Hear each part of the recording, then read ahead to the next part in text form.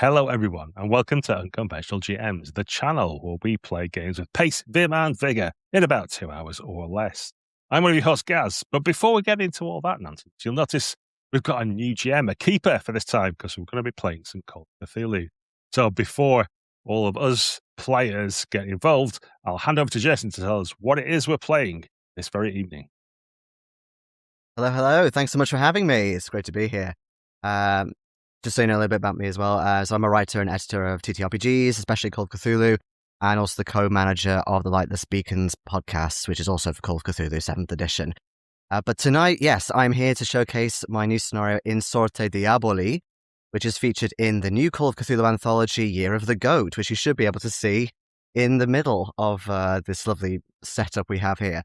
It's also available on ttrpg, and there's a link in the description if you want to learn more. But before we begin proper, let's, go around the virtual table to introduce my willing victims, players, plus who it is they are playing tonight. Why don't we start with Stephen?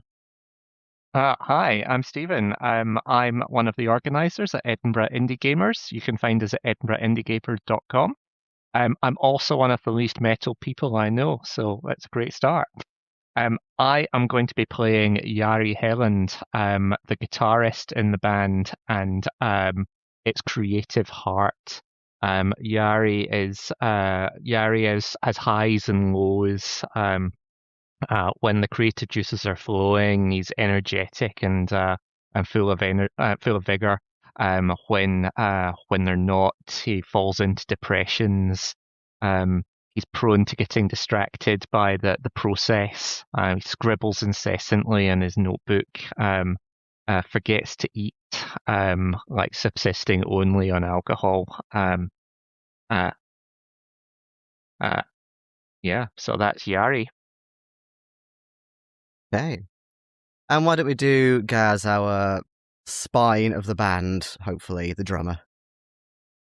Spine of the band, spine of the mountains. Lars Silmer is a bear of a man, mountainous, dressed in black, as you'd imagine, an intimidating granite-faced person. Anyone who doesn't know him will be instantly intimidated. The mere sight of him looming over you will cause anyone chills. However, those who know him, especially his bandmates, so there really is a huge softy. So while he may thrash the drums, getting those perfect 16ths with huge amounts of power and precision, and seem quite intimidating to those around, everyone knows that he's actually the person that holds it all together. A lovable man, a beautiful person inside, if not out. And last but certainly not least, being a vocalist myself, I know this, we have Guy playing our wonderful vocalist, Tero. Indeed, yeah. I'm Guy, the co-host of this and blogger at burnafterrunningRPG.com. And yes, I am Tero, the vocalist.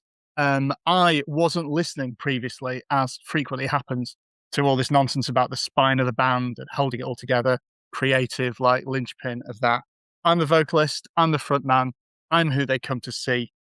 Really, naturally, I work out I'm the most physically attractive specimen of the three of us, because I'm the one stood at the front that people actually come to witness. And while these people seem to think it's about riffs and like the drum lines they do, really it's about vibe and image.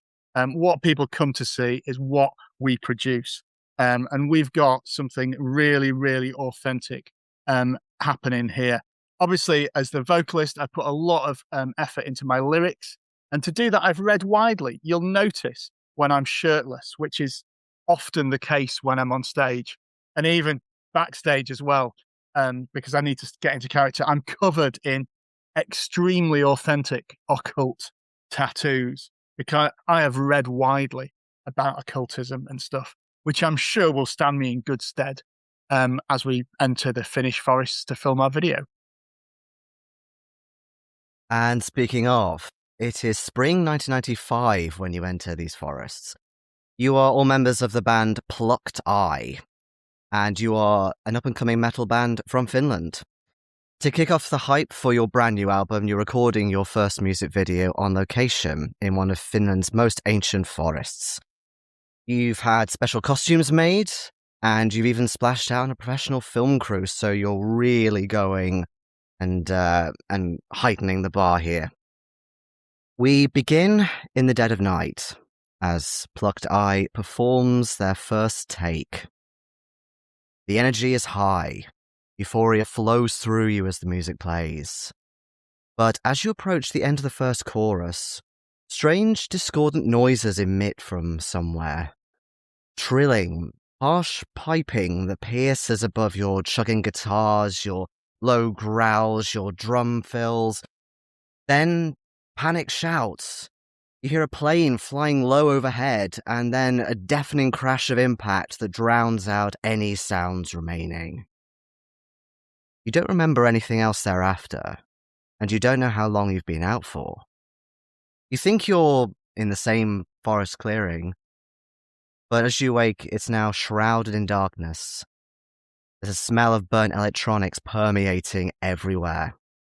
You can just about see several dark, inanimate shapes on the ground, both amongst your instruments and also near to where the crew was set up.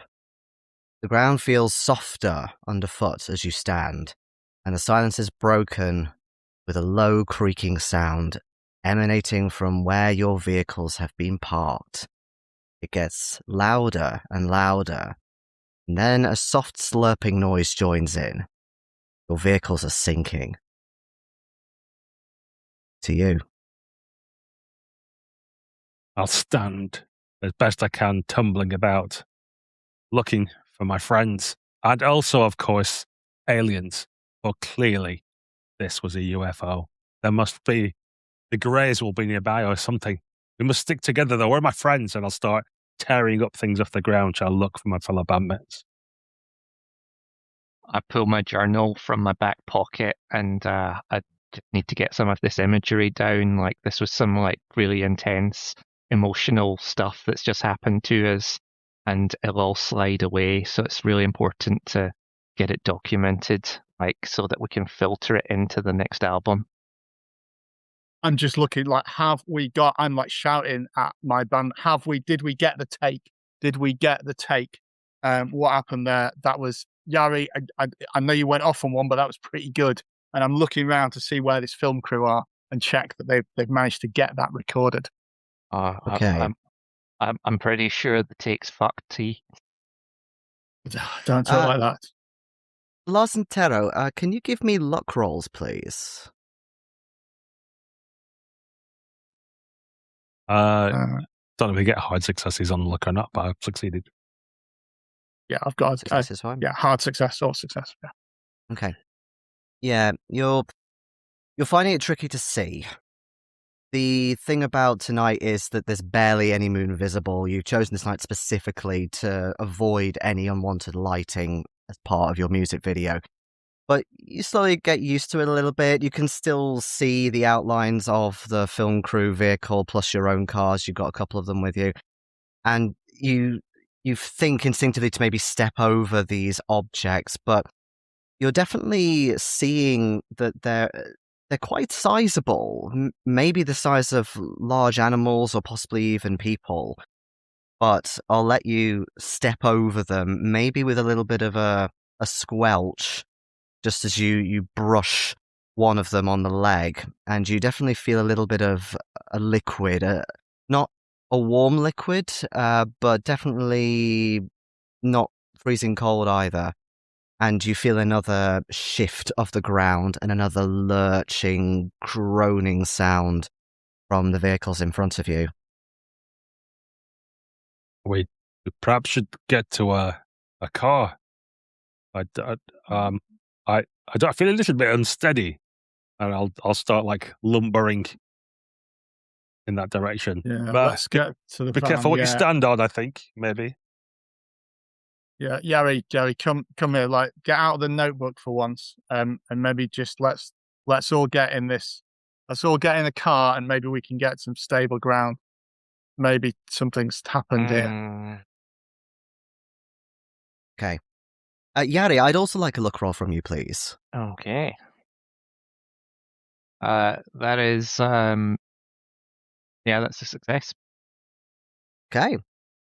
Again, you definitely can see these large shapes just inanimate and not moving, but they don't really have any distinctive features or anything. They're almost kind of like masses of just something large. And again, you step over. I'll as I notice them properly, I'll kneel down, go down on one knee, and like try and touch this mass. Like, Okay. I'll turn it over. Voluntarily. I love it. Okay. You touch it, and you feel this thickish liquid. Again, not freezing cold, not warm. It's kind of a lukewarm. It feels like blood. And when you try and turn whatever it is over, it's difficult to, because sort of parts of this mass start coming apart, almost like melting butter or maybe a knife going through something soft.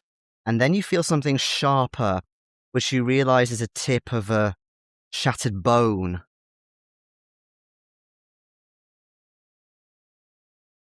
Well, I was going to say, I sort of lift my hand to my mouth and taste what's on my hand, but I think that just as I'm doing that, I touch the bone and realize what I'm going to taste, but I do it anyway. Okay. Yep, you taste that very distinctive copperish taste of blood, and it's not your own blood either. Lars, T, these are people. What are you doing? Why did you say that after licking your hand? Have you been smoking again? Only a little, but these are people. I think this is the crew. Look, just get to the car. Like, the ground's pretty unsteady, and we'll see what we can do. But yeah, you should probably stay away from them. Whatever's happened to them. Yeah. This is what happens when the aliens take you. You don't come back the same. Sometimes their experiments go wrong. Yeah, I think you may be right this time. I'm gonna come over to the van. Okay. So you've got the crew van, and as you head closer to that, all of you can smell an even stronger aroma, if you want to call it that, of burnt electronics from somewhere nearby. You do recall there being a generator set up inside the van, which is how, of course, you've been powering everything. But you do also know that there's a couple of PAs that have been set up. And you've also got, let me think, it's one car between all of you, which belongs to your drummer, Lars. So that is also there. And there's also a couple of other cars belonging to other band members. But again, these other two band members, you've not come across them either. Can we get some lights on here? Because we don't really know what's happening. This would be easier to see with some light. Lars, can you get your headlights on? I'll try and get the generator back up, and then we don't have to worry about bloody aliens or anything. Oh, we have to worry about them. This might signal them. Have you been reading books again? Yes, of course. This is classic UFO. We've talked about that. Yeah, try and go into the van, see if we can get the generator back up, because presumably we have some like lamps that we were using for the filming that get back on. Yeah, you've had some lighting. Lars will head over to his ridiculously small car for a man of his size. Try and fold himself into it. Okay. I would first like a dex roll from you, as you feel the ground is particularly soft around your driver's side. Yes, just. Okay. It takes you a bit, because you feel almost like you're sinking into mud a little bit as you open the door. And as you climb into your car, and whether it's kind of like comical like a clown, it's up to you, or if you, what have you. You try and start your car, and there's no life. You are fairly sure from your mechanical knowledge that the electronics could be out. Yeah, and that would explain the burnt smoke, sort of electronic burnt smell. Yeah, I'll heave myself out, sort of like twisting the door on its hinge, as always happens as I lever myself out of the car and have to kick it back into the upright position. And I'll just confirm that I'll pop the boot and just see if there's as people generally do when cars don't work, what you do is you take the hood up and then you look at it with your hands on your hips. And I imagine what I do is part some kind of Zippo light or something, and I'm holding it above the internal combustion engine to see if I can see what's wrong with it. That sounds right, yeah. Okay. Sure. So, yeah, you open up your bonnet, you have a look, and yeah, there fortunately doesn't appear to be any like engine problems specifically. There's no issue there or anything with the carburetor. It very much seems to be an electronics issue. But in terms of exactly what caused this shortage, you can't see any indication of that. Can I check the battery poles just to make sure that it sparks? I've got jumper cables, or I could use some of the wiring we've got from the musical setup. I imagine we've got a couple of wires. We can just do a quick spark test to see if the battery's actually still charged or flat. Sure. Okay. I'll say that you do that. There's some more stumbling around, and it's now getting more difficult. The van actually, the back of it with the generator is tilted a bit, so it's almost kind of listing stretched to one off the side. ground a little bit. Yeah. Listing to one side. That's a good word. Yeah. So you stumble back, and fortunately, yeah, there is a bit of life left in this battery. So you could charge it up with a jump start. But again, the ground is getting softer still, and this is not getting any easier. So you can make me a mechanical repair roll, and anyone assisting can offer you a bonus die. However, if you fail, there's going to be something potentially really bad that happens. Can't imagine anything going wrong. Are any of you able to assist? I'll look round skeptically at the guy who's licking blood off his fingers and the shirtless vocalist. I mean, this is like, I don't know how cars work. This is drummer stuff. Yeah. This is what I'm reading books while you're learning about this. That's the only reason I'm in this band is because I have a band. Okay. Yeah. I'll just try and work it out for Ours myself. are mundane. Yeah. They're beneath our notice. Oh, God. I knew I'd get stuck out in the forest with you two. I just knew this would happen. A success, though. Okay. Excellent. So you, what I'll say is that with your lighter, maybe you hand it over to someone else to help you. Hold. Yeah, to hold, because it's just getting too unsteady, the ground. Gotcha. Far too unstable. But yes, you set the cables up, and you then get in the car, start revving it. You aren't obviously able to, send it down a slope or anything, but I'll say that you do manage to jump start it. I would like you to give me a drive auto roll as you feel, as you start revving up with the car now completely started, the tyres are starting to get further and further into the ground. Yeah, success again. Reef, you're doing a brilliant start. You're hitting all my good things: driving cars, mechanical repair. These are all quality skills. Okay. Okay, so you absolutely floor it, and you do something skillful with your gears. I'll say that you're used to snowy conditions as well, so you know to go into second gear and things like that on more unstable conditions. And you manage to kind of jerkily, it's not particularly graceful, but you do manage to get it back out of this sinking space that it's starting to cover. But the ground is not relenting in terms of this strange softness. And this definitely wasn't something that was a problem before you fell unconscious. You don't know of any sinkhole issues or earthquakes around here. You just don't really get those in Finland. So this is quite alarming. Can I do a little... Sorry.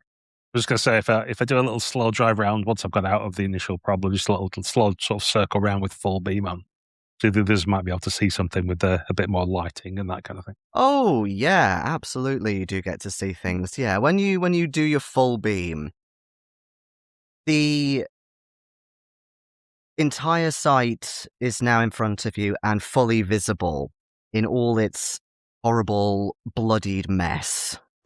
You see that in terms of your PAs, your lamps, things like that, like the cars, they've also suffered horrendous electronic problems, shortages. Some of the lamp bulbs have exploded, you think, and you can even see the smoke. But more alarmingly so, amongst where the crew was positioned in their little gazebo area and also amongst your instruments, you see now why there were these strange inanimate masses. They are indeed your crew and the rest of your bandmates. They are absolutely eviscerated. They are torn apart, almost as if possibly an animal has taken them, but it looks so savage that you're struggling to comprehend exactly what could have done this. The way that their organs are splayed all over on the ground. Like I said before, there's torn, shattered bones as well, almost like they've exploded from the inside out. So I'd like all of you to make me sanity rolls, please. Seems fair enough. Yeah, success. Yeah. Success. Yeah, a success. Okay.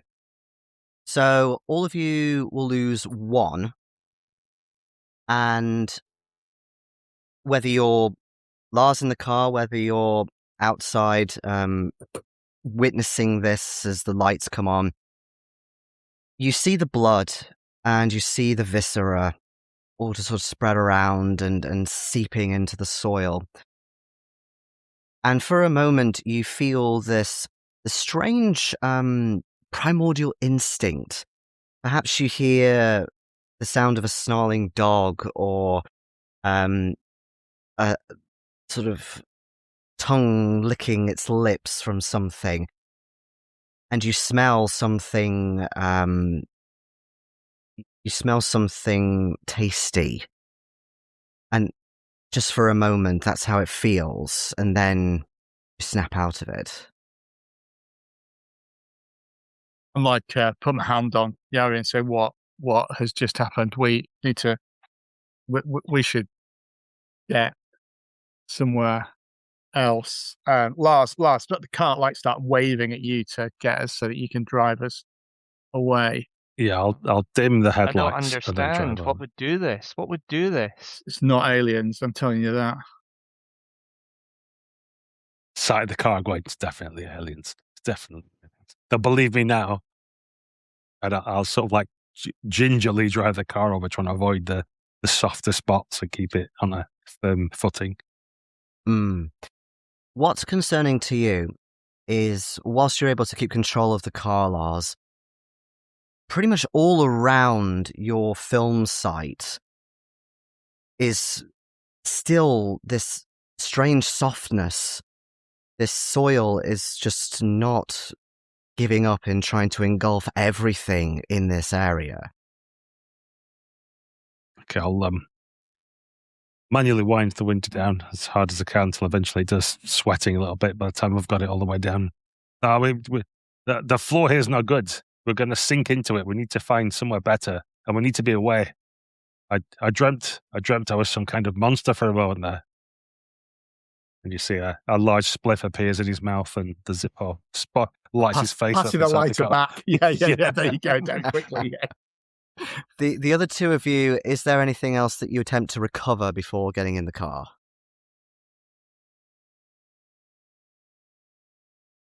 So I just think there must be some equipment here that is there any like instruments salvageable and stuff? Yeah, your instruments, I'll say that maybe a couple of them have got some blood on them, especially those adjacent to the band members that weren't so lucky. Well, But they will be better now. The instruments. exactly, it's part of your look. Your instruments themselves seem perfectly intact, yeah.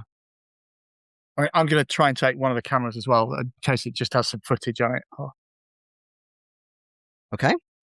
It's a pretty big camera, but you could certainly fit it in the boot of the car.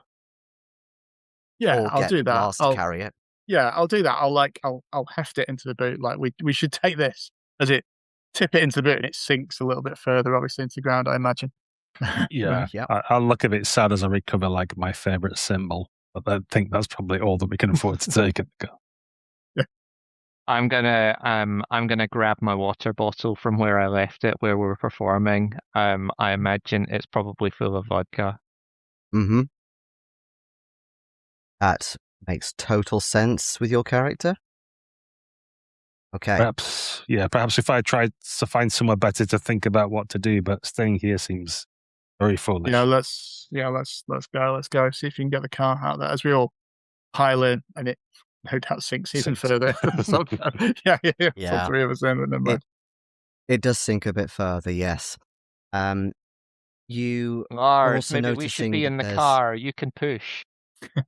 You're Nobody the drives my strongest. car but me. You know that. Well, there's no You point also in me notice trying to push the some- car with you in it.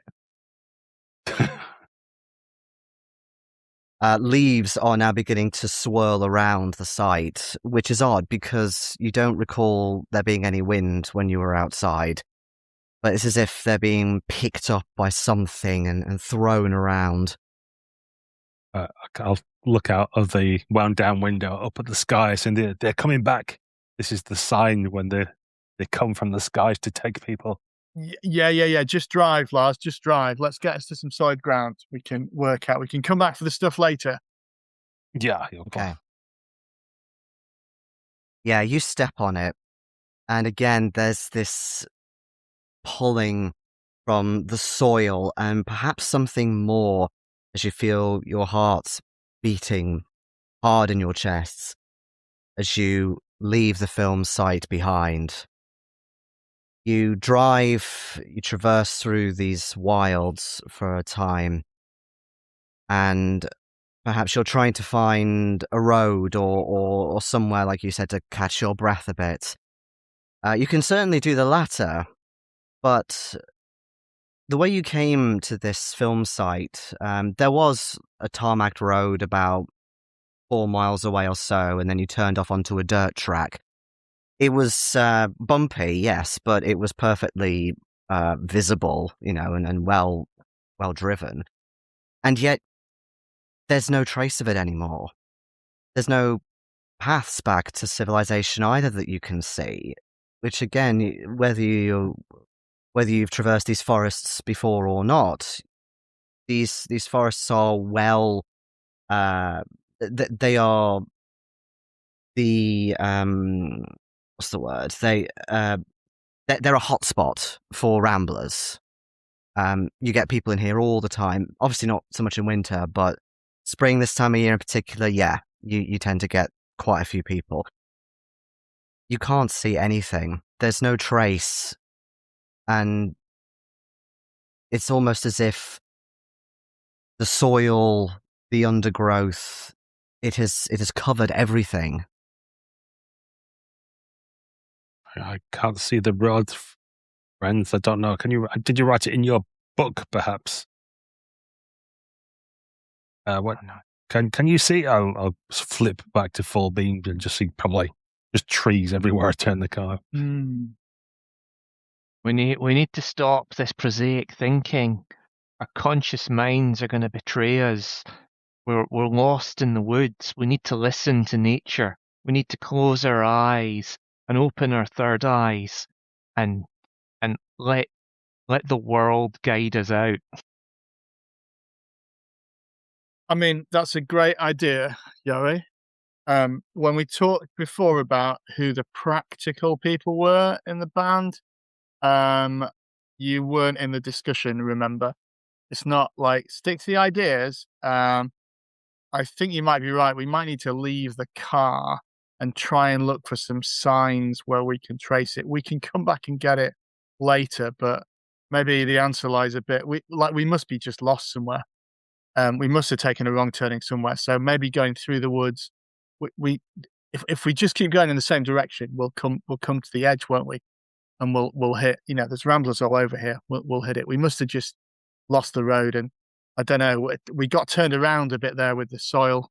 I don't know which direction we drove out. So probably we need to just navigate around here and see if we can just keep going in one direction. It'll be fine.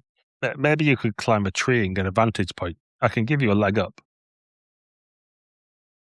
Yeah, that's a good shout. Do we have any sort of torch or any kind of light beyond the Zippo that we've got. Would Lars have a flashlight of sorts in his car? I imagine he's got something for if he breaks down, because many months of the year it's just night all the time, isn't it? So he wants something to be able to attract attention, all that kind of thing. It sounds like the kind of car where you'd have the triangle and everything, the full gear. Yeah. That's been used frequently, kind of thing. Yeah, so Okay, I have to hit it a couple of times to get it to come on. But I've had give it a rattle. Yeah, one of those Get heavy the duty batteries torches. out and roll them between That's your right. hands. Yeah. But yes, you do have a torch.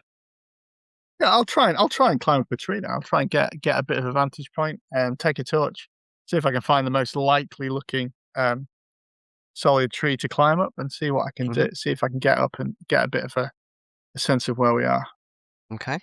Now, am I right that Tero has a pretty decent climb skill, or is that more Yari that has a climb Yeah, skill? no, I've got a pretty decent climb skill. I do free running. I do parkour and stuff. The little sideline. I get the channel's not doing quite as well as the band, but if stuff goes badly, looks around generally at what's just happened. Maybe you're just ahead of It's a your backup. time. Yeah. Cool. Well, then I'd like a climb roll from you to get up one of these ancient trees. Amazing. This is where we start failing rolls. Yeah, that's a failure. Perfect. Excellent. Okay. So, would you like to either push the roll, or you can do a unique mechanic to this scenario, which is spend some POW, and you will get something back in return, but you won't gain the POW back. Well, I can only do it in groups of 10, can't I? I've not failed by can. that much, and this seems to be quite important to get a view from this tree. So, yeah, I'm going to burn 20 POW. 20 Because I really try and do it, because I'm hoping there might be some footage of this happening. Expender guy. Yeah. Okay. It's a bit where a branch snaps or something. You just have to catch yourself. Yeah. Well, I'll say that yes, that does happen. The two of you down below, you do hear a couple of branches snapping. And Tero, think, you need yeah, to be maybe, aware of the tree. Yeah, maybe Tero, maybe Tero's a bit heavier than he was, or maybe he's just a bit clumsy, but he's going up there like there's no tomorrow. He's going up there really quick. And yeah, Tero, you are bounding up this tree, and it's almost like instinctively you know where the next branches are going to be. Your peripheral vision is really good, even in the dark. And yes, there are stars, but they're not going to provide much visibility, are they? But yeah, you just seem to know how to get up there. And yeah, apart from a couple of branches that you sort of pull half out of their sockets, you get up to the top, no problem. And as you look around, you do see that amongst this absolutely huge, almost carpet of trees that now lies in front of you, and you're struggling to really see an edge of these forests, you do see, in another clearing not too far from you, a glowing, quite a familiar glowing of possibly a large campfire. It definitely has that warmth to it, but it's an open bonfire, you think. Like I said, it's quite big. There's quite a lot of smoke going up as well. I'll shout down and say, "Good news! There's a camp. There's a fire. There's a fire. There's a campfire. Did you hear him? There's a fire just over there. Yeah. They'll know where we are. We're not lost." Oh, thank God. So, remember how I said you'll get something in return for spending POW? So, Tero, you can take that 20 POW and you can put it into one of your physical That is characteristics. not reflected in the table of contents. Your strength, your con, and vice your versa. dex, or How's your size. the table of contents? I think the most fun would be for me to put it into size, actually. Okay. I think. This is not the first time someone has gone down this route of putting it into size. Yeah, size. So, I'm size 80. I don't know how that compares to Lars now. It's comparable. It's 80's my size as well. Yeah. Okay. Yeah. presumably, once you've told them, do you get down from the tree? I climb down. Yeah, climb back down. Again, you do so very nimbly, and as you scale down the last part of the trunk, the other two, you see Tero, and he does look, he has put on weight. In fact, a lot of weight. He looks bigger, stronger. It's a good tree. That it's a good tree. But yeah, there's a fire just this way, like a bonfire or something. Yeah. You look really vascular. The exercise has really pumped you up. Yeah.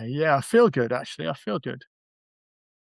Yeah, climbing trees. It's good, good healthy outdoors activities, isn't it? I guess. Maybe I should try a little. I'll clap you on the shoulders. Yeah. I'll take a little bit of a step, which is a first for me. No, I don't move. Yeah, we don't want you to get any bigger though, Lars, do we? You've got to get in the car again. Yeah, so you swear as well, when he slaps you on the back, his handspan feels a little bigger. I'll put out the joint I've been smoking. Think maybe. Okay, maybe. Do you think you could guide us down there? Can we get out of the car, or do we need to hike it? I think we need to hike it. I think it's through the trees. Is that right? Isn't it? Yeah, it's still very dense around here. You could get the car through, but it would be slower. But fortunately, there is enough room also to get a car through between trees, at least at a slow pace, you know. Okay, well, if the ground feels solid enough, so the car's not going to disappear and get sucked into the ground, then... Yeah, now that you've got your breath back and you've vacated the film site, any disturbance that you could feel beneath you, that seems to have vanished. Yeah, well, let's walk. Come on, Yari, and just if there are people there, well, there'll be people there, won't there? It's a campfire or something. Let's just play it cool. We don't need to tell them exactly what's happened. We don't want to freak anyone out, do we? Let's just find out where we are, and we can get help and come back. You know. Sure. Probably hikers. Yeah. All right. So you head through the trees, trying to roughly navigate to where you saw the fire. And as you get closer and you start seeing this orange glow in the clearing, you also hear noises. It sounds like general merriment, but it's kind of difficult to understand what's being said. To start with, you think, it's just because you're not that close to them. But the closer you get, you realize it's more just because it's inordinate gruntings and similar. You also hear... Well, actually, give me a listen roll.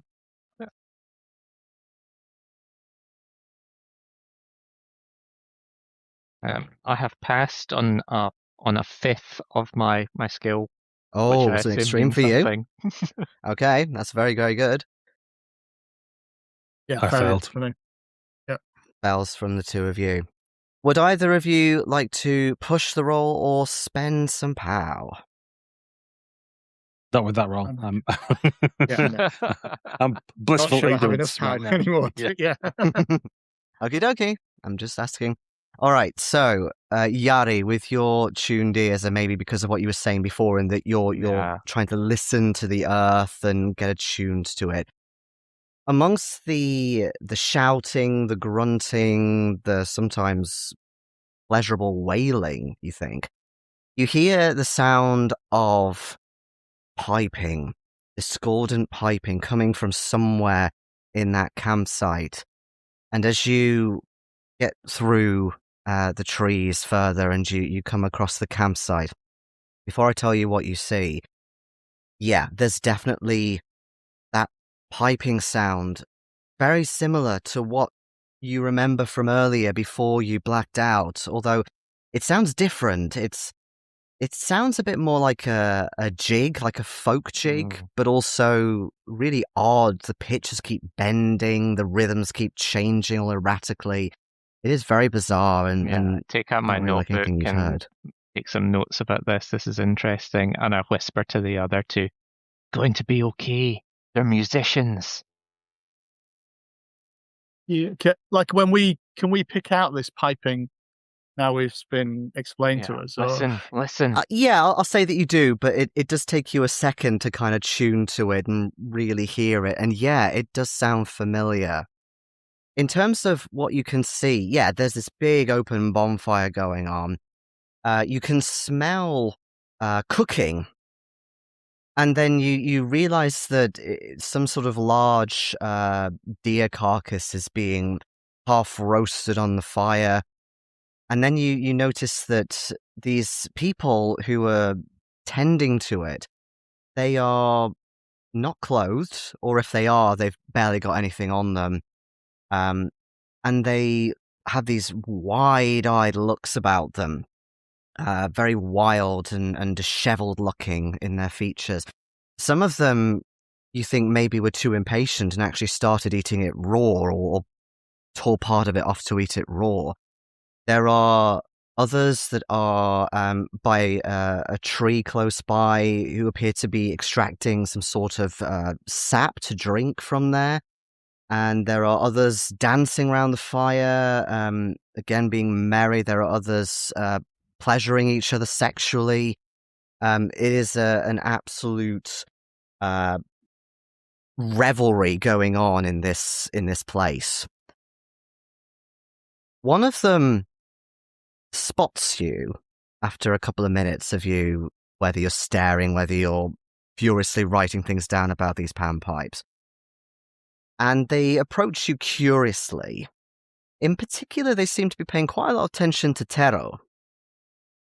And again, in terms of their features, not only are they disheveled, but they're human-like, but they look quite large in stature, kind of taking on similar features to Tero in the sort of slightly larger than they should be. Their limbs are also a little bit on the long side. Some of them have got these horrible claws going on, or fang-like teeth, or maybe they filed them down themselves. You don't know. Go, friends. Do you speak Finnish? We were just in the forest, but our car. I'm trying to just treat it as if this is not. No, I'm trying to just not notice some of the stuff. Like strange things happen in the forest sometimes. Are you guys filming as well? I'll be tugging at Yari's sleeve to get his face up from the book that he's been writing into and pointing. Once I pay attention, I'll step forward and I'll take a swig from my water bottle, and then I'll offer it to one of the dancers.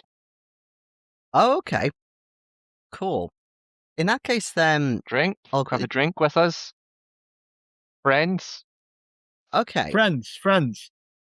Two things happen at once. So, yes, you offer it to one of the others, and of course it's vodka, so you think it'll maybe be a nice kick.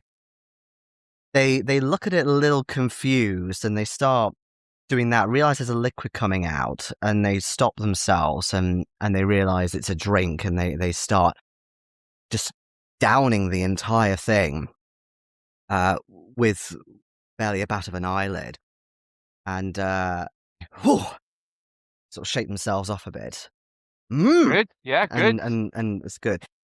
The other one that's closest to Tero, when you've been rambling on about your car and what have you, Tero, and trying to ignore possibly their behavior, he's not really paying much attention in terms of eye contact. He's sort of looking you up and down a little bit, just looking at first your torso, maybe moving to your shoulders a bit, and just kind of checking you out a bit. And then you notice him sniffing a little bit. And then he hears the sound of the happy grunting behind from the vodka. And he just does this big, beamish smile. You see these more horrible, pointy teeth. And he starts taking you by the arm and leading you. Yeah, friends, guys. Forward. Friends. Yeah. They seem like good guys, yeah? Yeah. Come on, Lars. These guys, we've made some friends here. We've got maybe a collab. I don't know. Like, Lars is behind a large tree. His little face, like, peering out from behind it. Okay. So Yari and Tero, you are led a bit further towards the fire, and they invite you to do whatever it is you wish with them, whether it's drinking, eating, sex, what have you. And they, I'll leave it up to you in terms of what you want to do, if anything. But is there any, for example, is there anything that you eat or drink? And play music with them. I'll get my guitar out and Okay. and try and strum along with the piping. I'm gonna eat and drink with them, and I'm also, because they were very interested in it, I will explain my tattoos to them, because that's what I assume people want to hear about when they see me. Like, I think probably I might have been, like, my shirt was open anyway filming the video, so I started saying, well, this is like, this is a dragon. I think this is Chinese. It means a friend. All kinds of these kind of, so I'll start explaining those in detail. Okay, great. I will leave you to that for a moment. Just to clarify, Yari, are you you said you were going to drink, so are you drinking some of your own vodka? Are you going to try this sap? No, I'm going to try this sap. I'm going to try this. You're going to try the sap. Yeah, okay. Like an idiot, I'm going to drink their weird forest people sap. Yeah. Fantastic. Okay. And Lars, you're kind of cowering a bit behind this tree. Whenever the camera like pans back to the forest, it's just a little cherry red glow every now and again as he sucks on another doobie. He's got just trying to self-medicate me. You have an infinite supply, I think. Okay then. So Yari, they give you a fresh amount of sap. They seem to be beating it out of the tree, tearing bits of bark off, and this sap just keeps flowing. As you bring it up to your lips, it looks clear-ish, and it smells very much like honeymead. And when you taste it, it really is a very similar taste. Very, very drinkable and very nice. I would like you to make me a pow as you guzzle this down and the crowd around you get excited. That is a 0.6, so that's below a fifth. Okay. Even so, you still lose 10 pounds. Okay. Whether it is the confidence that you're getting from all the attention and the excitement, whether it's the taste, whether it's because you're getting a bit of a second wind after such horrible things have happened a couple of hours ago. It's because it's from nature. It's from nature, and the life is flowing into me. Okay, yeah, let's go with that. Yeah, you definitely feel more at one with nature. And you can smell more of the earth. You can hear more of what's going on. You can hear this wonderful cacophony of maybe owls and possibly other night birds of prey scattered around the trees. And the people around you, they are very excited by what's going on. They're looking at you with this elation almost, this welcoming elation. And yeah, you can also add 10 points of POW to one of your physical characteristics. Okay. I am going to go for strength. So I think you're going to go for strength. Yeah. I think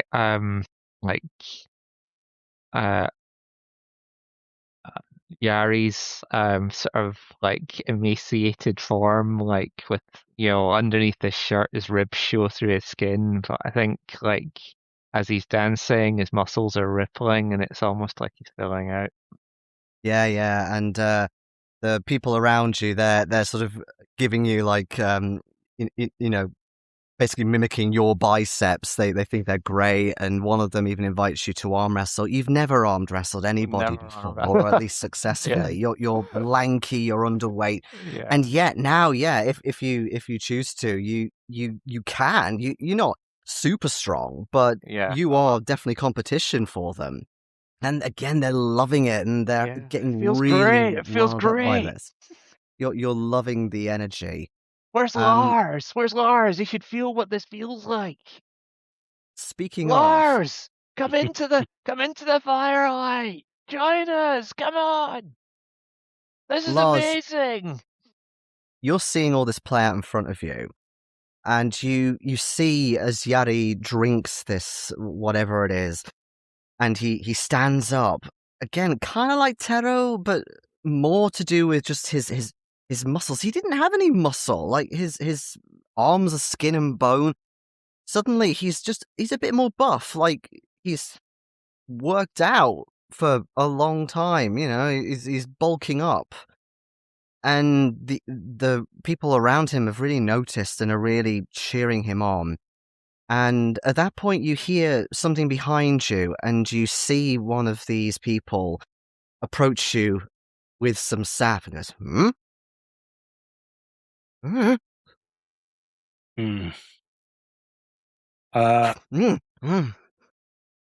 I'll look a bit quizzical to try and get them to do the drinky motion again.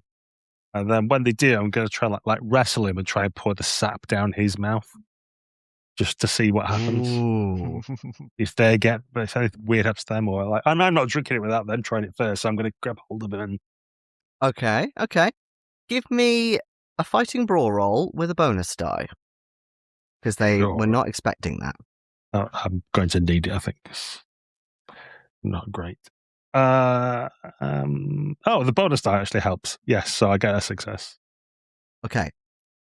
Yeah, you managed to wrestle him down to the ground, and maybe he thought you were just sort of play wrestling to begin with and didn't realize what you were going to do. You forced the rest of this sap down him, and he sort of struggles to swallow a little bit as it's forced down, and then he's sort of waiting and panting, and he kind of stands up, punched a little bit, and then he just puffs his chest up at you.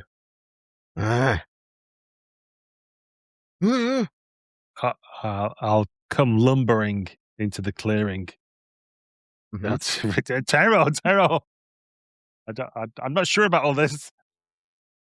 Speaking of, Tero, you said you were also eating, possibly drinking as well. Yeah, I'm going to eat some of the food. Pretty. Okay. Pretty hungry. Are you going to eat any of this deer that's being cooked? I think so. I'd like the cooked stuff, not the raw part though. But yeah, I'll have a bit of that. No worries. Sign of hospitality. So yeah, I'd also like a power roll from you, please. Okay.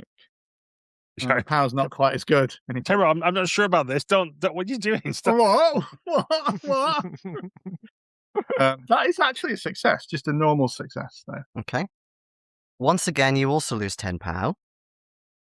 This is possibly the tastiest the tastiest meat you've ever eaten. Well, maybe it's a fleeting thought. Maybe you don't really cook, but it's astonishing how well cooked this is. It's just over a bonfire, but it's so succulent. It's juicy. It's crunchy, and there's almost a little bit of sweetness, like it's been caramelized, on the skin. It's absolutely gorgeous. Again, you may put the 10 points into one of your physical attributes. Is appearance a physical attribute for the purposes of this? No, not in this case. I just remember it's where Tero would put it, I'm sure. Yeah, I think I'll put it into con. You're gonna put it into con, okay. I might need that. Yeah, you're feeling great after eating this. Like you could run for miles. You feel like you can get out of this forest no problem. But I mean, isn't it great that this is happening? And you can see that Yari in particular is really enjoying himself. In fact, you don't think you've seen him this genuinely happy in a while. He always tries to hide it a bit with his music and creativity. And again, you're being cheered on. You feel your heart slowing a bit in your chest, almost like an athlete. And it's almost like the people around you can sense it as well, like you feel good. Lars, this is really good. Like, you've got to try this. This is amazing. Like, just I'll hold out like a chop to him. I know we like to party, and that's something the band holds dear. But holds dear, and I'll start chuckling to myself, having had a few jokes. That'll try and get them all laughing as well. I think I need to Some of the offset. wordplay might be lost on these, but yeah. Wait, look, Yari's arm wrestling? What's going on? Do you not remember Ero and the rest of the band? They're all dead. Like the film crew, like the dead. We were trying to get out. What's wrong with, like, I'm all for partying, guys, but look at the teeth. Look at the huge. They've got talons. Some of these people, like, these aren't normal people. We need help. We need to get out of here. Is this just because it isn't aliens? Is this why you're unhappy, Lars? But yeah, you make a good point. We can't just stay here all the time. I don't think these guys can tell us the way, though. Should we try and, like, I'll turn around and start. We do need to get out. Like, where can we get the road? Yeah. Town. You know where the town is? Yeah. Speaking slowly and clearly, loud. Yeah. Okay. Buildings. At this point, the music, this piping, has been slowly getting louder, but now you really notice it. But what's so strange is you can't see anybody playing pipes, keyboard, whatever, but it definitely sounds a bit like maybe like a panpipe kind of sound, that very kind of harsh, explosive blowing. Now, Yari, I know you mentioned that you were thinking of maybe playing along with these pipes. Is this something that you would still be interested in doing? Yeah, I'm a little bit nonplussed when I can't find the musician. I was really I'm interested in the sound. Yeah, there's like this unusual, strange sound. Yeah, I don't know. Maybe I will stop and listen and see if I can follow the sound back to where it's coming from. Okay. You can give me either an Artcraft music roll, or you can give me a listen roll.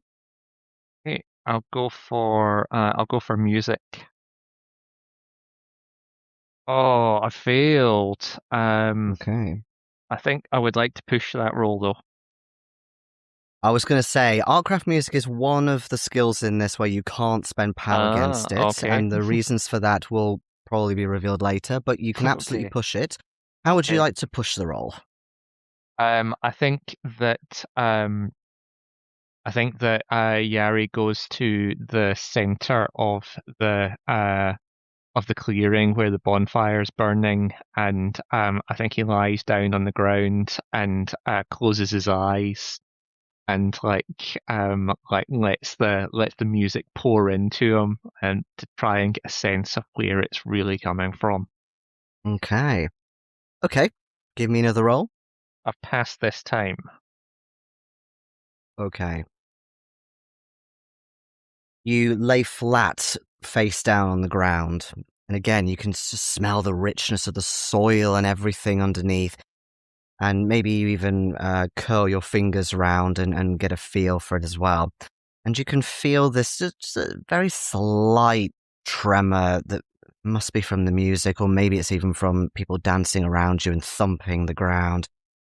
But as you can attune to nature and now what's below you as well as around you, you're sure you hear occasionally amongst the piping a very low, deep voice, not saying anything specifically, but almost just sighs of euphoria, calmness, something similar, but very low and deep. And you feel this strange pull towards this voice. But what I'll say, since you passed your roll, that you're able to bring yourself out and sit back up or what have you. Yeah. I'll sort of scramble back up to my feet, and I think he'll probably not make it to his feet, and he'll sort of stumble and fall back. Okay. Taro, there's something under the ground. How much of that Something stuff did under you the have? ground. And as you scramble back away from the bonfire, the flames, which were these lovely, welcoming, glowing flames, they now start changing color slightly to this rather light bluish, cyan, whitish, silver, and they kind of suck together and suck down into the ground, and the fire extinguishes, and you are once again in darkness. And you've also noticed that these panpipes have now stopped. And with that, I think we as players shall take a little break. Maybe go for some roasted deer or some tree sap. And we'll edit this break down, so it'll be back very quickly for you, dear viewers. But for now, we disappear into the void.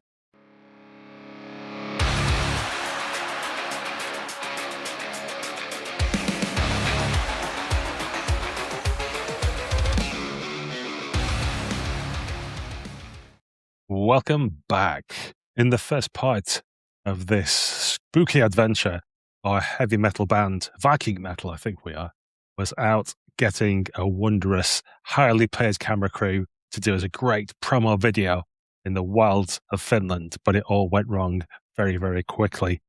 And despite the sacks of body meat and spongy ground, we managed to progress a little further out of that danger zone, spotted a campfire in inverted commas in the distance, and our bold band members have headed down to this greenish glow and the cavorting near humans that are around it.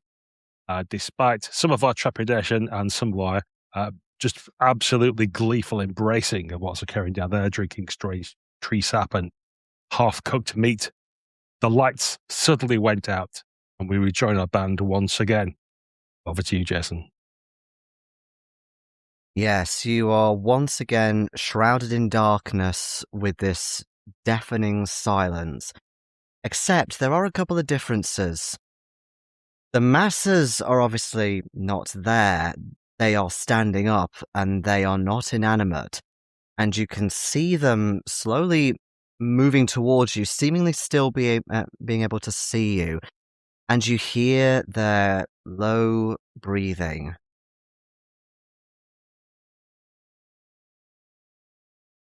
What just happened? Like, I'm going to sort of step. Bumble about looking for Yari and Tiro. Yeah, try and get to my bandmates. I don't like this anymore. Like, this isn't cool. Okay. Can all of you make me dex rolls, please? Kind of success. Oh, success, yes. Success, yeah. All successes. Okay. The streak continues. Yari, as you're fumbling around and trying to get up and find the rest of your bandmates, you hear a reaction from one of these wild people. Maybe your movement was too sudden, but you are able to avoid something bounding towards you as if they were going to pin you back down. And the others, you also feel movement and things changing, both in atmosphere and also in their behavior, almost like they're feeling as one. And it's as if that single movement is a catalyst as the others start also getting agitated and angry.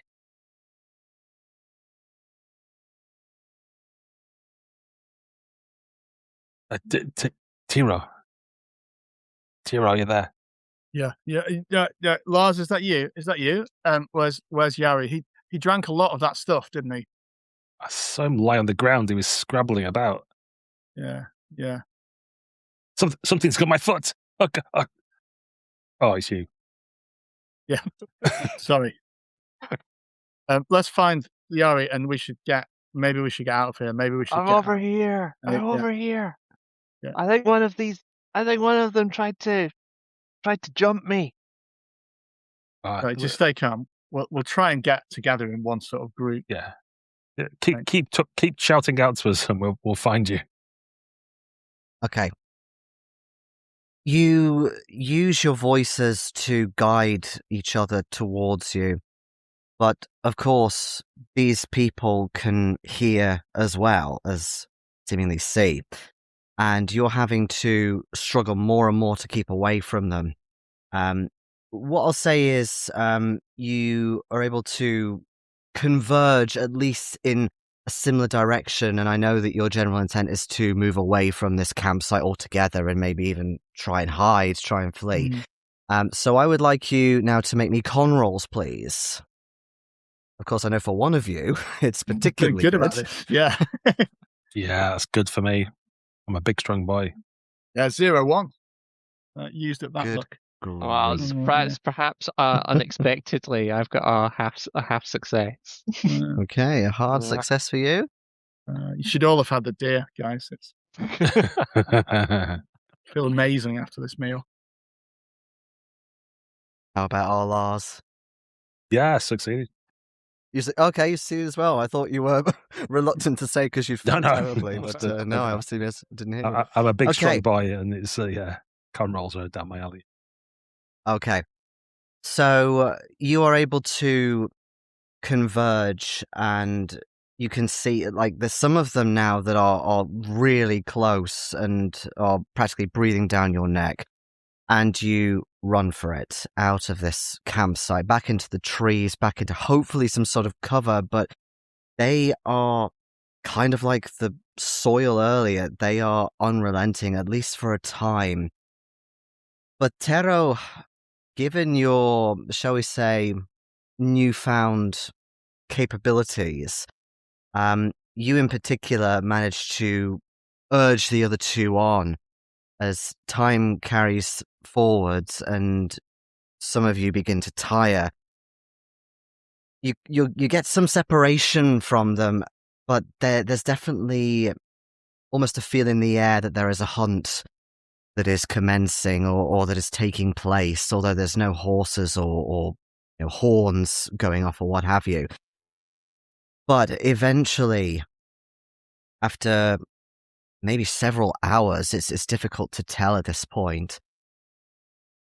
Finally, the sounds of their snarling, their breathing, their panting, the padding on the ground seem to subside. And now, even you, Tero, you are exhausted and you're half delirious and you're staggering now your way to where you think is possibly the edge of the forest. There must be an edge somewhere by now. You've been going for so long. And you also see that you think the light of dawn is beginning to break as you can see this faint glow and not a campfire. It's a much wider, paler light that is breaking through the trees. Eventually, the tree line also begins to thin, and it paves the way to an open, exposed marshland, and you can really feel the breeze now that you have no cover of the trees.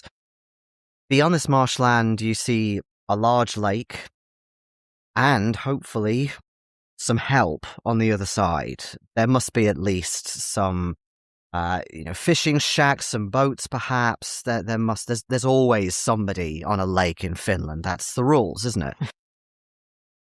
Between you and potential freedom, you see a crash site of a large wartime plane decorated with silver livery. Now then, my friends, what more evidence do you need? This is what happens. The aliens take you out of time and space and then spit you back down. I bet whoever was in that plane, they think it was 2 minutes ago, but they've been returned and it's tens of years later. Lars, we all need to get out of this, but I'm prepared to delay getting help just to prove you wrong, that this isn't aliens. Come on, Yuri, let's get in this plane. Let's see what's in this plane. Tero's right. Shut up, Lars. I'm too tired for the alien stuff. I'm too tired. I'm too tired. What? Oh, too much tree sap, was it? Maybe that wasn't such a good idea, was it? What have I told you about drinking when we're trying to record a video? It was all going well. I don't know what went wrong, but it was all great. And you So it probably wasn't. did something, Lars. It's probably because you wouldn't like open yourself up to a new experience. That's probably the problem. Guys, this is just like the Berlin tour. Let's just give it a rest and try it. We're gonna explore this plane because I'm not having us go back and Lars tell everyone it's aliens again, all that sort of nonsense. So let's just see what's in here. Prove that it's not little green men that have done this, It's and then we grey can men, I go and told get you. help. Great men with big bulbous black eyes. But we'll see. We'll see.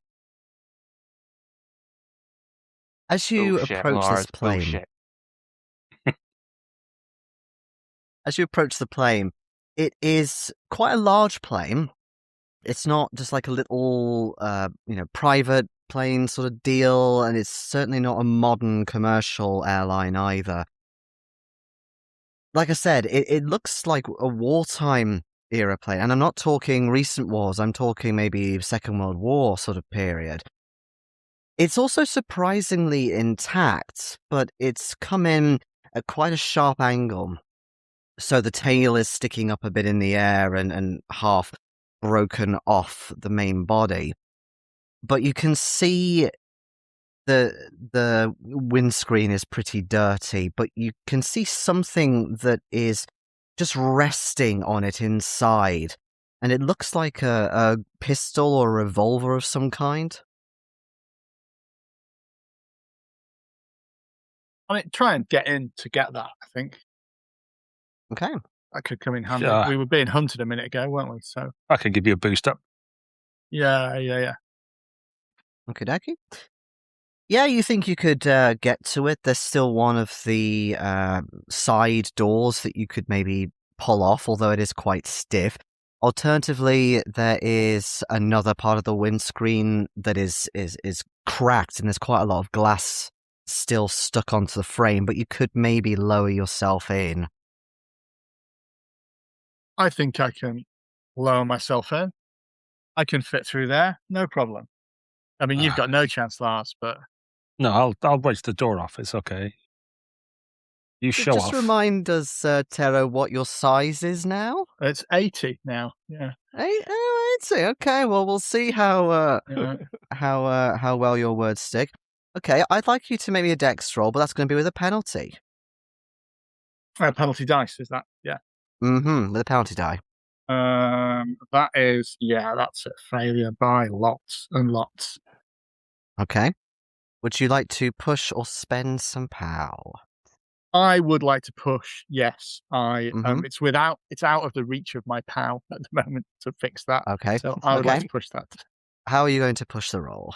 I think at the show off comment, which is like a typical drummer, I'm just gonna really go for it. I don't mind if I cut myself a little bit, like the scars will look cool anyway, but I'm definitely getting in. And I'm getting in before Lars gets in as well. Okay. God. Make it again. It's exactly the same roll. So yeah, it's still a failure. Yeah.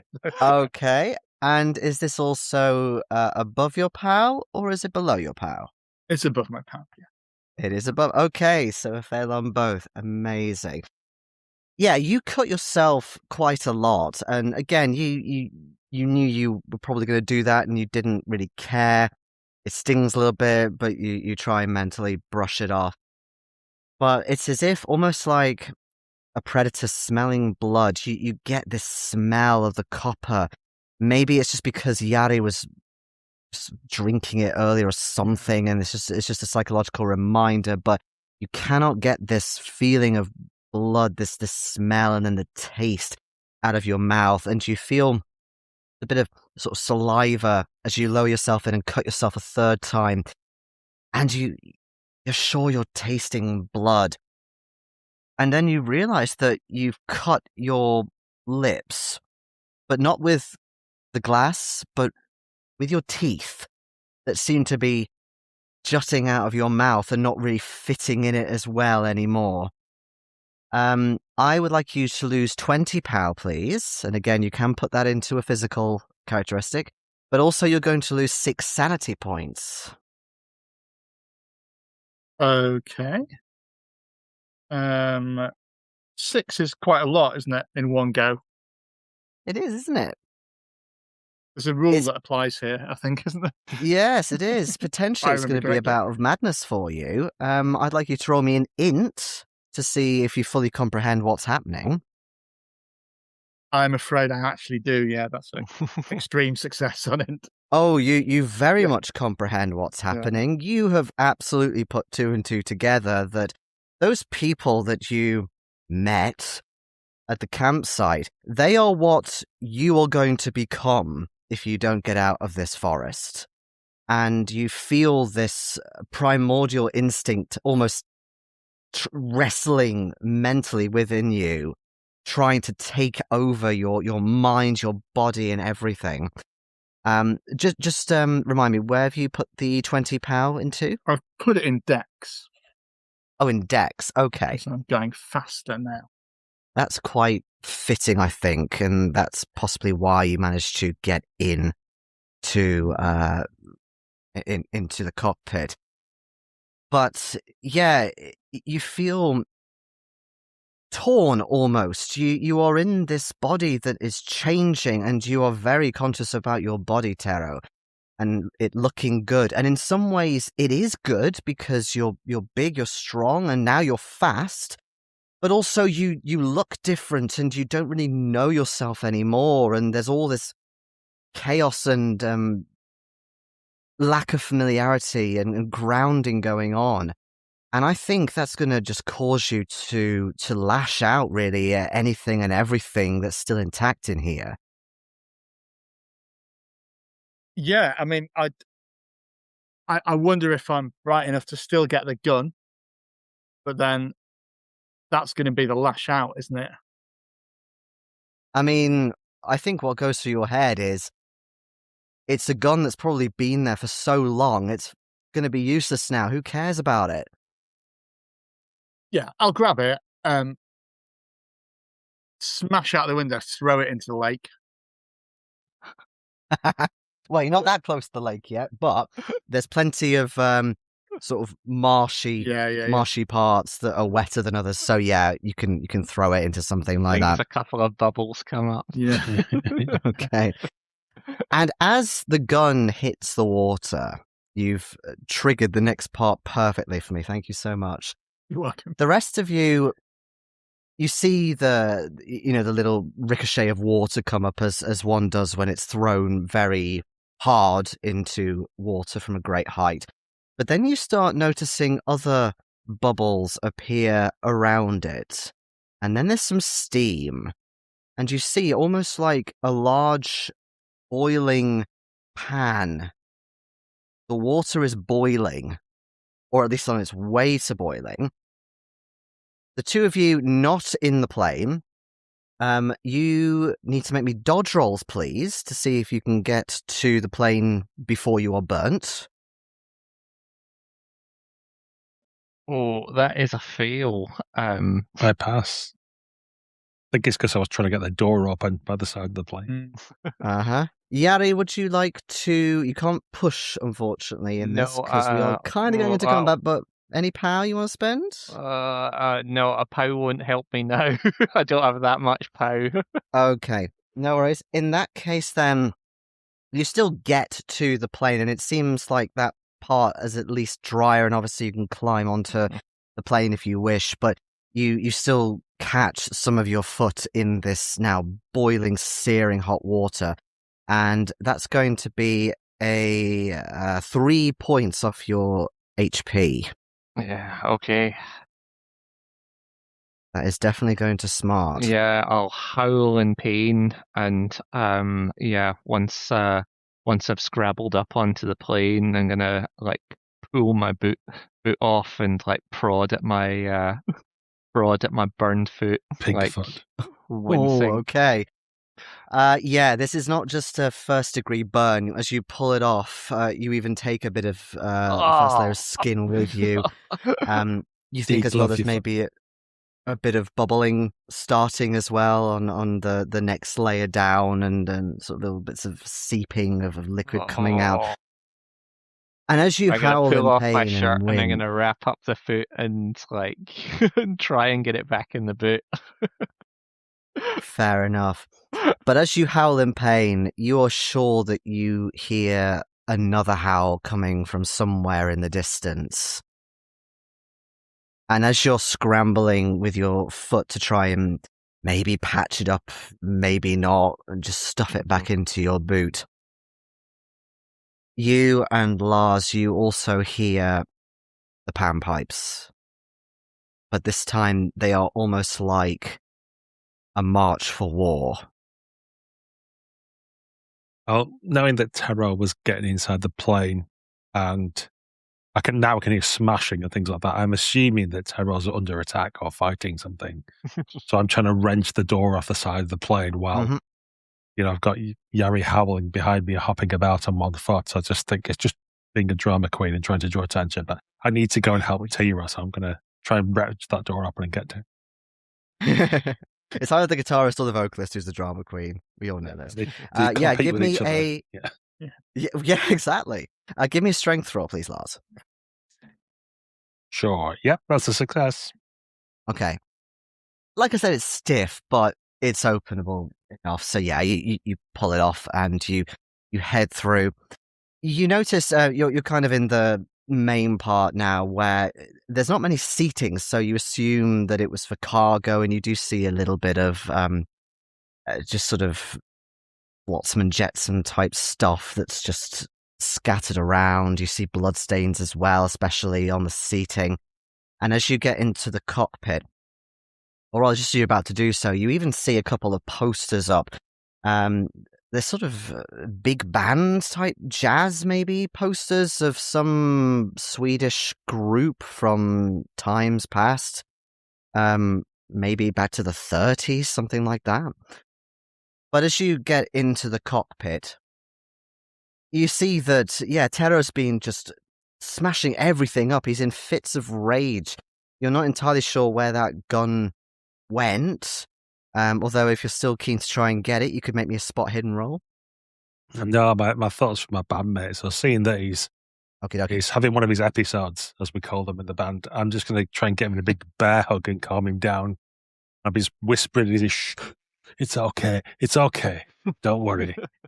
Lars is here now. Get off me. Get off me. Okay, I think then this is going to be a fighting brawl, or at least for Tero. Lars, you can do a fighting brawl back if you want, or I'll also allow more of a persuade approach if you're trying to do it more like that. Yeah, I'm trying to calm him down and make comforting sounds. 0-8. I've completely failed my brawl. Well, I've got an extreme success. Okay. Obviously, Tero, you don't want this big bag coming in and giving you a hug. Not now, not ever, but you as soon as the sort of warm embrace of Lars, the soft bear, almost tickles you, you can't resist that warm feeling that he's given you before many times in your worst down spiral moments. We've got to get out of here. Where's Yari? Yari set his foot to something. Yeah, I'll pop my head round the door and I think they're coming. I think they're coming. The aliens. Hear the music. Well, we should go. We need to get to the other side of the lake, don't we? Oh, yes. Let's flee.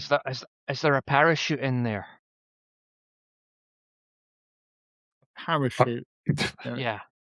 We're not flying. No, but it might be useful in case we need to jump off something tall. His eyes glitter with excitement again. What I'll say is that you do find a parachute, but it's very old and very deteriorated. The rest have been taken. Or ripped apart by me, probably, in my rage. Yeah. Bits of silk hanging off you. Yeah. But as you're searching and you're back in the main body now and you're seeing more of it, you start hearing a cracking sound, and you wonder if it's something else that Taro has maybe broken. But you see, actually, it's not that. It's the wind panes in the main body of the plane. And they are intact, they're not broken, but they're almost freezing over as if they've had dew on them, or, when you're very high up in the sky and cruising, things start to freeze, but it's freezing over completely and creating this frosty glass look. What's happening? Presumably the door that Lars opened is still there. I'll sort of peer out, see what's going on outside the plane. I'm happy to say it's still open, yeah, because you're sort of going.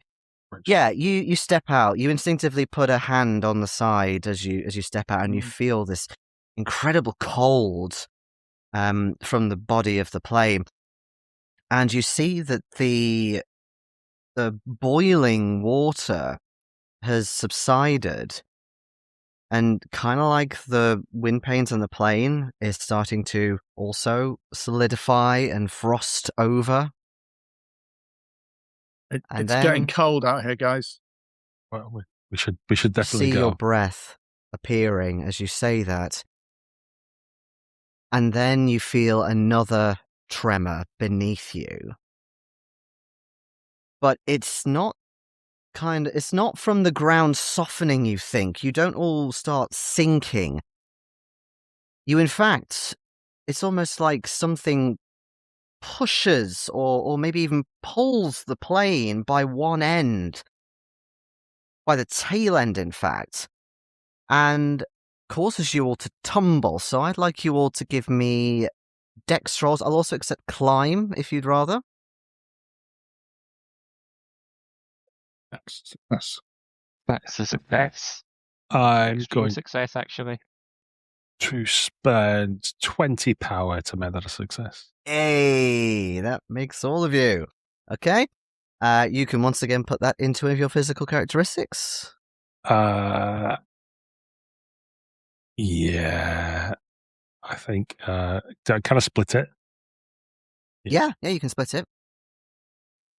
So 10 in dex, 10 in strength. So my strength, con, and dex have all kind of evened out. So I sort of, some of the tubbiness goes from it, and it starts to tighten up, becomes, perhaps maintains the size, but just becomes more athletic and, looks more of a perfect physique rather than the slightly misbalanced one I had before.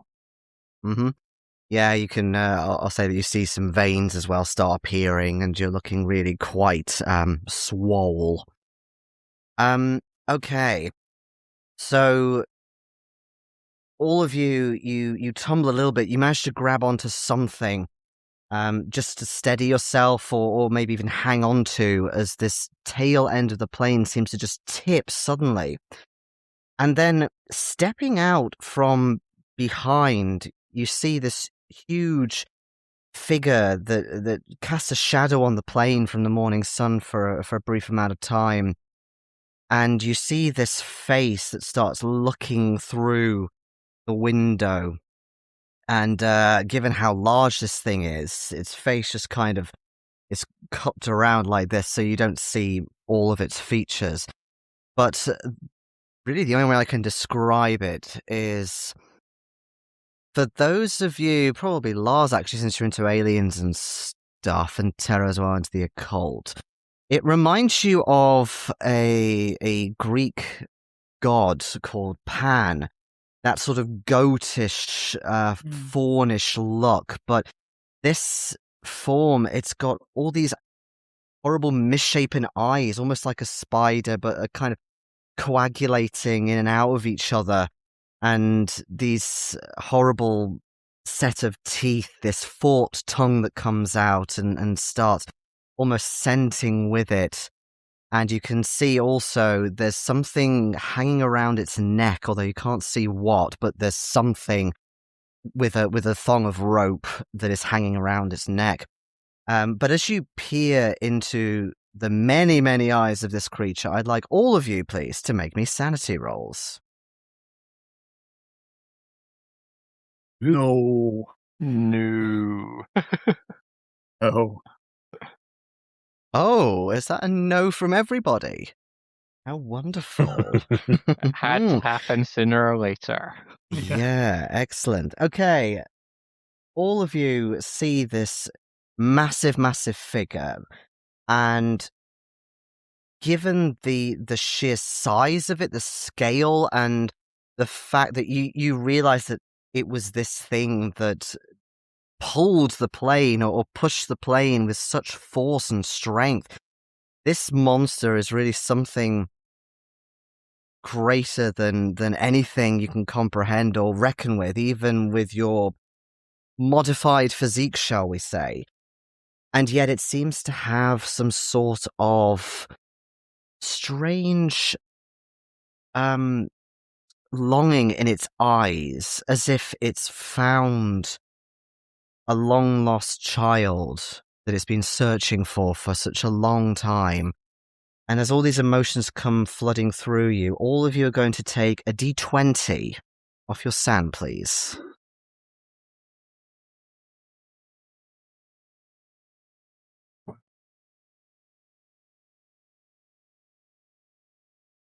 You're muted, Lars. Pressed it, it didn't go. Yes, it could have been worse in that I rolled 19, so at least it wasn't a 20. It's Very, an very 8 close, for though. me. An 8 for you, yep.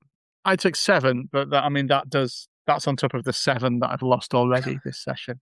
Mm-hmm. So yeah. Okay. So, Lars, presumably that takes you down past your indefinite, which is a fifth of your starting SAN, the 19. Yes, I started on 50. I'm now down to 30. Mm-hmm. Okay. Taking one girl's indefinite, I think. Yep. And Tero, does that extra 7, so making 14 now, also take you below your indefinite threshold? 12 would be my indefinite, yeah. Yep. Excuse me. So Yari, you lost 8. Presumably you're still okay in that regard, but you'll still potentially get about a madness. So Yari, give me an int roll. The other two do not have that luxury. Okay. I have succeeded in my int roll. Helpful. Oh dear, you didn't want to do that. Okay. Right. Tero and Lars, just remind me, how much power are you on now?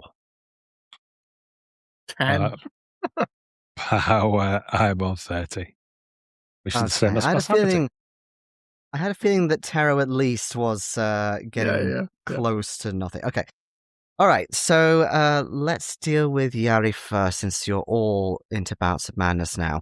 So, Yari, you wanted to get one with nature, and you've definitely stirred something. And you remember that sound that you not only heard but felt beneath the ground when you were at that campsite, that place of debauchery. And you hear the sound again that is coming from the lungs, the voice deep within this creature outside. And you are sure it's smiling about the fact it's found you. And you again feel this connection. Whether it's a connection that you feel good about or not, I'm going to leave up to you. So either you're going to be kind of, not infatuated, but you either treat this as an almost fatherly-like figure, or you are terrified by the fact it thinks of this way towards I think you. I'll go for being drawn into it. So I think I'm going to put my hand against the glass that the face is looking through, and Okay. try and get closer to this being that's like greater than us all and embodies everything that I believe in as I think in my madness. Okay, excellent. Lars, you have also gone through a transformation, although you were, of course, the most reluctant to do so, quite validly so. And you have tried to resist as much as possible, and things are just getting worse and worse and worse. And you are so close to a way out of this potentially, or at least some respite for now. And now more has come at you. Does this make Lars angry, shrink back, panic? What does he do? I think when he wants to get at his frustrations, he throws himself into his drumming. And he's also thinking of protecting the band. That's like his main core. So what he's going to do is sort of see this metal shell he's in as a large drum. He's going to start pounding and banging on different bits of metal and stanchions and thicknesses and create a kind of cacophony of noise, hoping it might either distract or dissuade this creature, so then maybe protect his band by just outdoing the performance of the pipes by creating his own sounds and noisescape. Okay. So he's running around the plane, banging various bits and using syncopated rhythms and all that kind of stuff. Beautiful, beautiful. And Tero, you have, of course, gone through the most transformation of them all. And you think that this creature not only knows this, but is acknowledging it as it looks through the window. You're sure that it pays the most attention to you. And again, kind of like Yari, you feel this connection to it or to him as not just one of you and what you're becoming, one of the people that you encountered, but possibly even the first or the creator of them. And not only do you feel this possible father-son connection, but you feel the urge to be obedient towards him, I'll say. So Yari, you put your fingers up towards this set of eyes on the glass, and you again feel the cold from the windows, and it turns its eyes towards you and looks at you, and you do think it also acknowledges that you have changed somehow, and just for a moment you share this. Whether you had a good or have a good relationship with your real father is a different matter, but it's as if there is an understanding between you that you've not really experienced between your real father before. But then that connection is broken by a distraction as Lars starts pounding on whatever metal, aluminium parts he can find. Give me, Lars, an Artcraft music roll.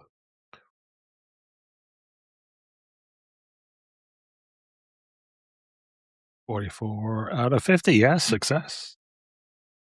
That is a success. Okay. All right, you get some anger and frustration out, and you even, Yari, feel a little bit of a sort of a jolt, a jostle, as Lars is just throwing himself around. But you're sure that the way you're playing and also the sound it's making, it's obviously clanging and whatever, and the acoustics are not what you're used to. But you notice that the creature just sort of slips away from view, maybe just briefly. You think he's still there, but he seems annoyed by what you're doing, but more than just because it's noisy or chaotic, you think.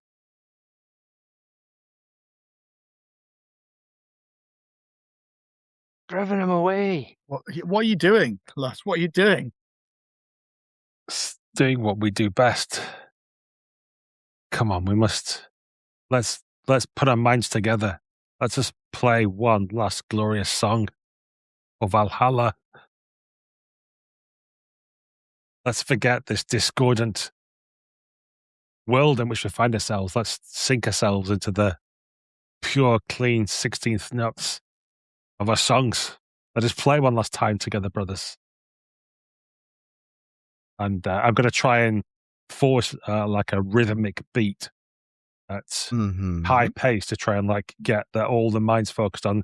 Well, I've got this sort of twisty, natural kind of discordant pipe music. I'm going to force kind of industrial death metal, like absolute four to the floor, kind of as many BPM as I can get out of the band to try and get us the opposite of what this thing outside wants. Lots and lots of chugging. Okay.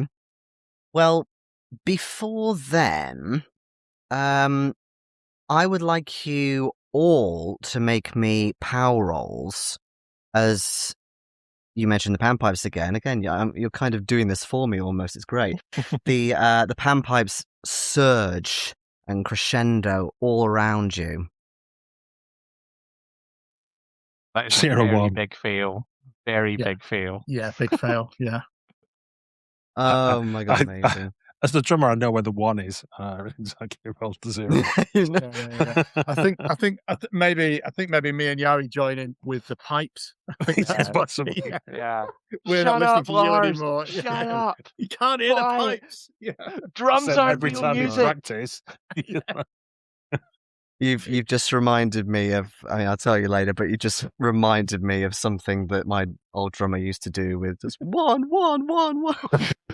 Okay, so let's see. The two of you who failed your power, you're going to lose another D8 power for me, please, as your transformation accelerates. 8 Oh, I'm that's a losing. nice big 7.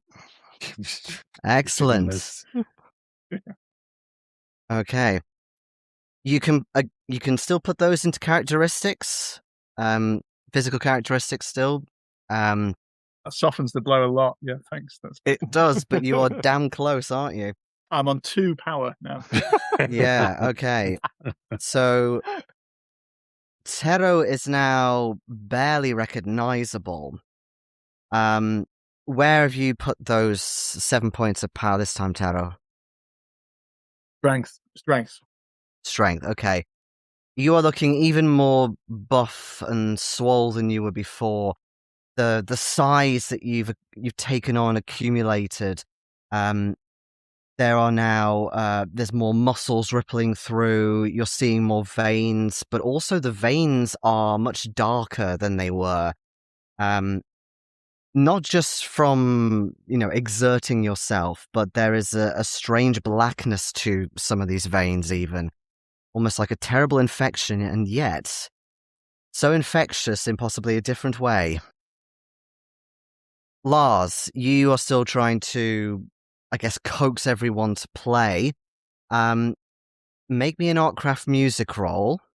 Anyway. Yari, I will still give you choice whether you wish to join in or not with Yeah, so I think the drums.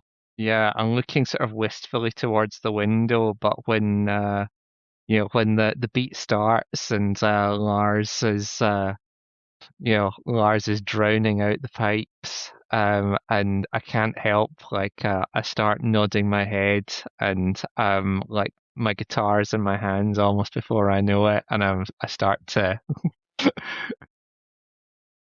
strum. Okay. Brilliant. Okay. In that case, you can get a bonus die to your roll, Lars, on your Artcraft music roll. Sure. I succeeded anyway. I'll see if it makes it better than 0 4 now, yes. So it's an extreme success. Okay, amazing. All right. In that case, then, that lovely, quite endearing, low, almost purring sound you were hearing earlier, Yari, it turns into a low groan of pain as your drums and your guitar, even without any source of power, seems to emit as if it was plugged into a PA. And you feel this tremor of vibrations from your music traveling through the plane, and you think that it's hurting him.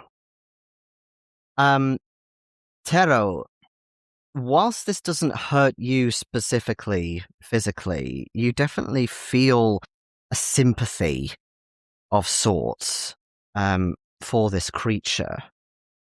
And also, given that you're so close to 0, I think I'm going to also send you these stats. Does that come on Discord? Yes. Sorry, I will open Discord, read those. I'm sure this is good news, though, right? This is Oh yeah, totally. You get a few more buffs, I think. Oh, brilliant! That's what this game's all about. What could possibly go wrong? Oh, right. Yeah. Okay. Yeah. Message received. Yeah, that's good. I think that this discordant, like, I don't want it to drive Anne away, and I mean, I'm also like, I'm the vocalist. Like, okay, I'm with the band, but I'm the one who's going to get a solo career out of this. While these guys are going out like this, I wonder if I actually go after to join this thing outside as he's been being driven away. No, stay and sing, you bastard. Okay. He hasn't gone that far away, but he's definitely left the vicinity bit of the plane. But he does look back at you and smiles slightly weakly, and he holds out a large, clawed, human-ish hand towards you. Join me, join us. Remember the sap. Remember the sap, Yari. How good it was. You didn't even get to taste the deer. With whilst he holds out one hand towards you, Tero, you also notice the panpipes are indeed round his neck, and with the other hand, he begins to bring them back up to his lips, maybe to show you another trick. Lars and Yari, you're still in the plane. You seem to have driven the creature away, at least for now. If you wish to run, now is your chance to do so.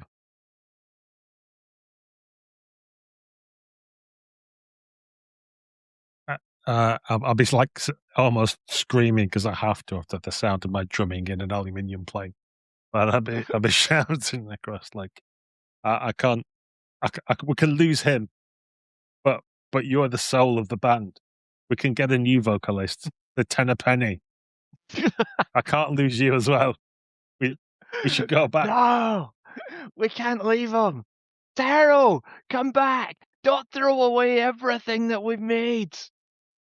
It was beautiful, Taro.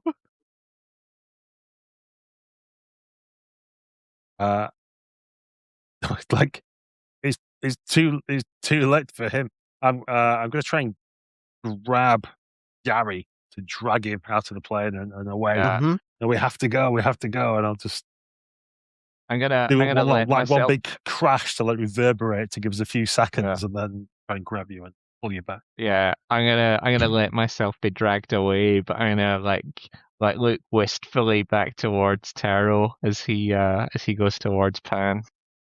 Okay. And as you leap off the plane and run now over the very frosted ground towards the lake, you hear the sound of the panpipes come back in, but this time with something you've not heard before. And Tero, all the eyes are staring at you again as if to say, watch this. And he starts doing all these flutters and so on with the noise, the horrible discordant noise that's coming out of his mouth. I would like the two of you running to make me one final POW roll, please. POW roll, yeah. Not Right. optimistic. Oh, yes. Yeah, that's a success. A hell for me. Was it a fail or a fumble fail? No, just a fail.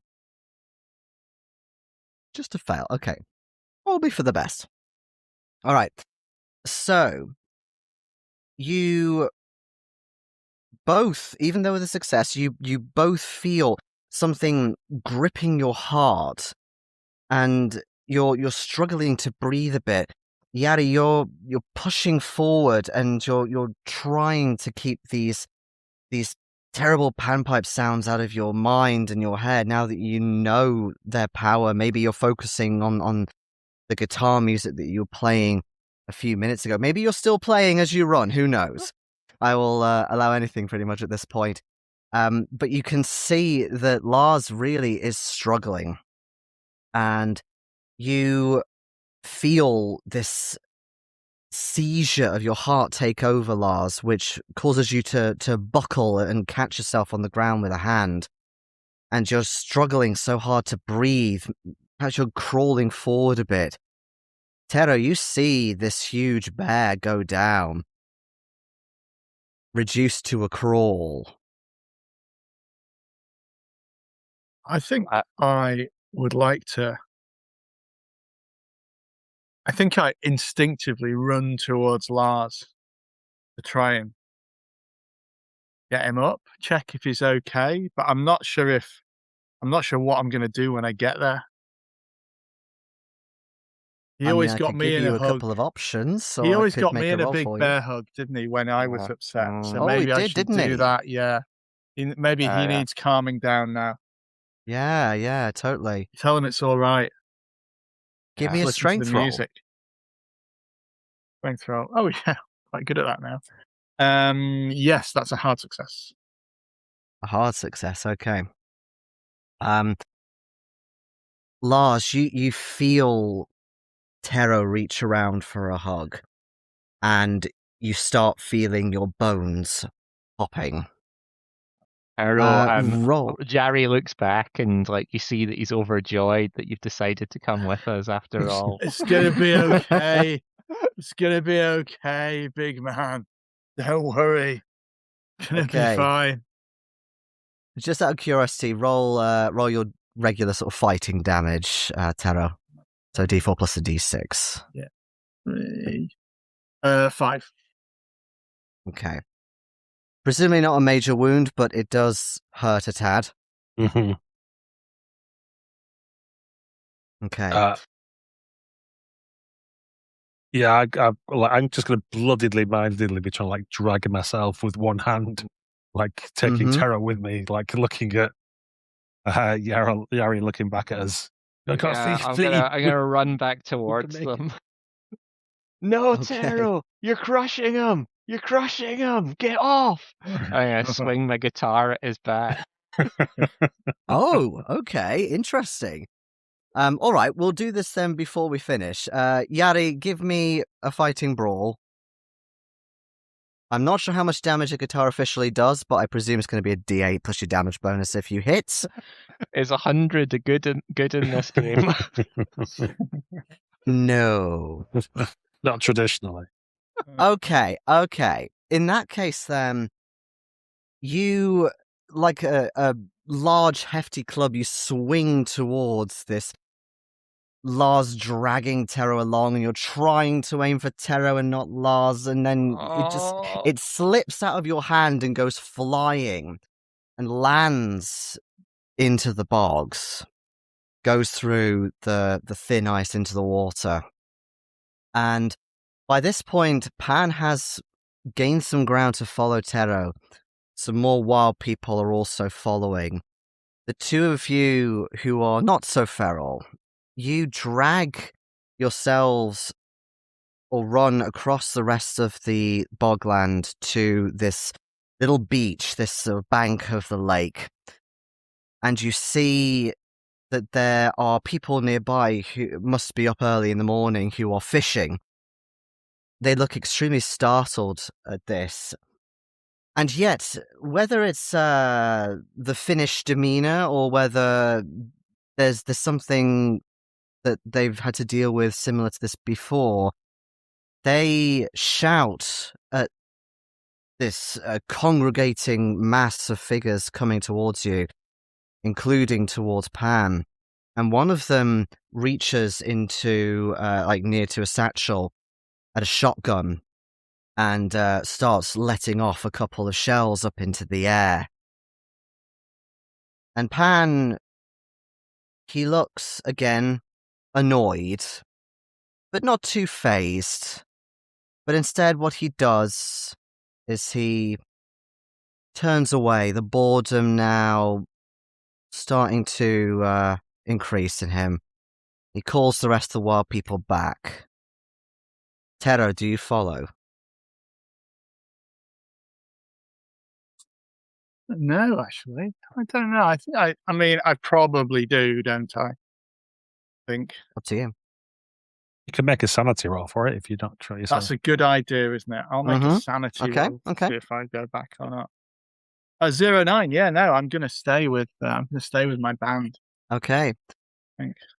A slither of your own mind apparently remains. And maybe it's the jolt of the shotgun shell, maybe it's being in close proximity of your friends again, or very close proximity for one of them. You feel this connection that you've not felt since the start of tonight, this connection to your band, or at least those that are left. And as you are taken in by these fishermen, you're wrapped up in blankets, any wounds are seen to. They aren't entirely sure what to do with what's happened to you, in particular, Tero. But all three of you have survived the evening. Pan still remains back deep in the forests, along with his feral devotees. And you certainly know not to go back in them, but whether others will do the same, they may not be so lucky.